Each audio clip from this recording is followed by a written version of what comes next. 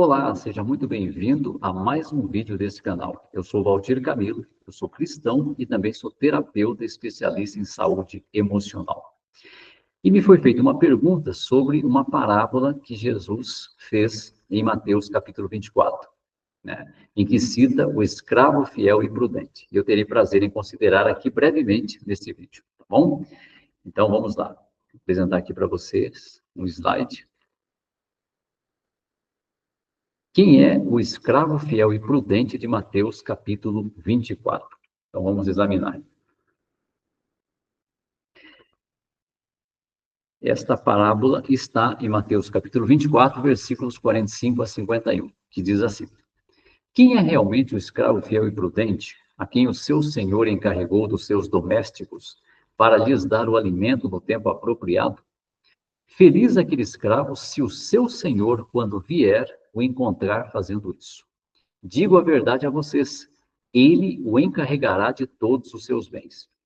Mas se aquele escravo mau disser no coração, meu senhor está demorando, e começar a espancar seus co-escravos, e a comer e a beber com os beberrões, o senhor daquele escravo virá num dia em que ele não espera e numa hora em que ele não sabe. Ele o punirá com a maior severidade e lhe designará um lugar entre os hipócritas. Ali é que haverá o seu choro e o ranger dos seus dentes.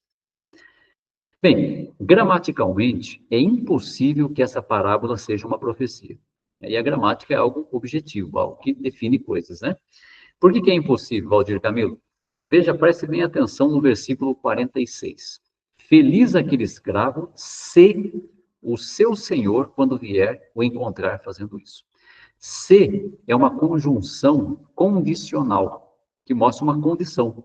Quer dizer, o escravo seria feliz se o seu senhor, quando viesse, o encontrasse fazendo aquilo. Quer dizer, encontrasse ele sendo obediente. O que mostra que poderia não ser encontrado fazendo aquilo. O se mostra uma possibilidade. Feliz se o seu senhor o encontrar fazendo isso. E se fosse encontrado, o escravo seria beneficiado. Mas o 48 diz, mas se aquele escravo mau disser no coração, meu senhor está demorando, e começar a fazer coisa errada, ele seria punido. Então, aí tem duas possibilidades, né? O senhor, ele foi viajar, deixou um escravo, que era o mordomo da casa, para cuidar dos demais da casa, e deixou ele incumbido. E esse escravo tinha duas possibilidades.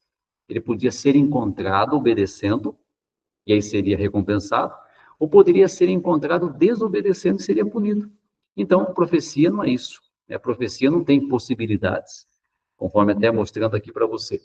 Se é uma conjunção condicional que indica a ideia de possibilidade. Note que o escravo poderia ser fiel ou infiel, pelo se. Uma profecia não dá margem para duas possibilidades diferentes. A profecia é uma afirmação de uma coisa que vai acontecer. Por exemplo, nós temos aqui o que Jesus falou em Mateus 24, 2. De modo algum ficará aqui pedra sobre pedra sem ser derrubada. Ele simplesmente falou que algo iria acontecer. Entendeu? Simplesmente falou isso. Então não tem margem para dúvida, para possibilidade. Em Mateus 24, 7, ele falou: nação se levantará contra nação e reino contra reino. Haverá falta de alimentos e terremotos um lugar após outro. Ele não falou assim: nação se levantará contra nação se as pessoas decidirem brigar. Aí não estaria falando nada. Haverá falta de alimentos se tiver problema na lavoura, se tiver problema na colheita, se as guerras devastarem as colheitas, mas então não está dizendo nada, né? Haverá terremotos se as placas tectônicas se movimentarem, então não está falando nada. É como eu falar para você, eu vou na sua casa se não chover. Eu não estou falando nada. Eu não estou falando que eu vou na sua casa. Eu estou falando que eu vou na sua casa se não chover. E se chover, eu não vou. Então não estou dizendo nem uma coisa nem outra. Isso não é profecia. Profecia é afirmar uma coisa que vai acontecer definitivamente. E se não acontecer, é uma falsa profecia. Então, essa parábola não tem como ser uma profecia, né? Portanto, a parábola do amo e do escravo não é uma profecia, por questões gramaticais simples. Trata-se apenas de uma lição moral para os cristãos. Qual que é a lição moral? Que o cristão tem que obedecer em qualquer situação.